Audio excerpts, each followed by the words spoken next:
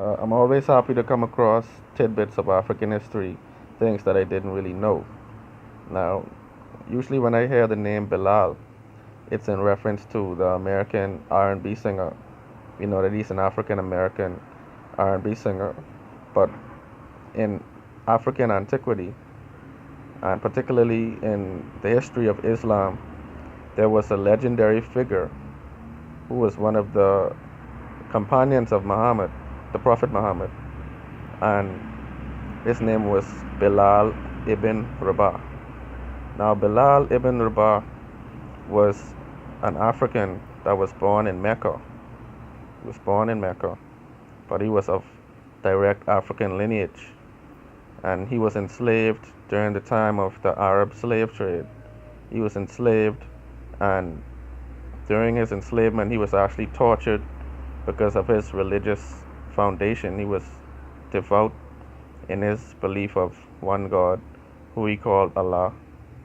And as he was being tortured, he would always say, one Allah, meaning that he would not submit to worshiping any of the deities that I think some of the Arab nations were worshiping at the time. And his steadfastness was recognized by a passerby who was Abu Bakr. And Abu Bakr bought his freedom from the slave master for 10 gold coins. And upon doing this, he gave Bilal ibn Rabah his freedom. And upon being freed, Bilal ibn Rabah went on to become one of the most legendary figures in Islamic history because he was the first person who actually did the call to prayer. And they all described him as having a beautiful voice.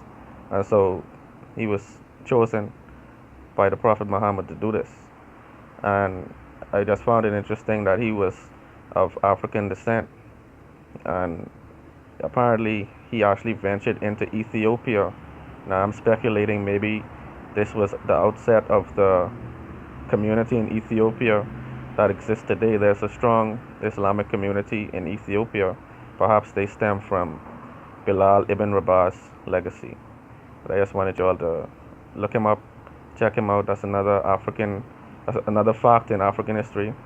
But one love.